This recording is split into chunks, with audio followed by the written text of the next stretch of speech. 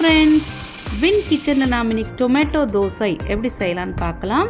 இதுக்கு 2 கப் பச்சரிசி, 1 கப் இட்லி அரிசி, ஒரு 7-8 வரமிளகாய் வத்தல், இது எல்லாமே நல்லா சோக் பண்ணிடலாம். இது ஒரு 5 ஹவர்ஸ் சோக் ஆனதுக்கப்புறம் ஃபர்ஸ்ட் நம்ம இந்த ரெட் சில்லிஸ் அப்புறம் இந்த அரிசி எல்லாம் மிக்ஸி ஜாரில் ஆட் பண்ணி இது ஒரு ஃபைன் பேஸ்ட்டாக அரைச்சி எடுத்துக்கலாம். இப்போது ஒரு 3 வெங்காயம் எடுத்துக்கலாம். இது ரஃபாக சாப் பண்ணி மிக்ஸி ஜாரில் ஆட் பண்ணி அதையும் ஒரு பேஸ்ட் ஆக்கிடுவோம்.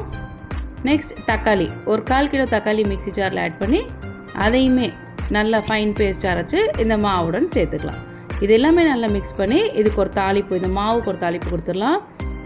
கடுகு, உளுந்தம்பருப்பு, ஜீரகம், கருவேப்பிலை எல்லாம் சேர்த்து இந்த மாவுடன் ஆட் பண்ணி தோசையை ஊற்றி எடுத்துக்கிட்டா தக்காளி தோசை ரெடி. இது நல்லா சூடாக சர்வ் பண்ணும்போது ரொம்ப நல்லாயிருக்கும்.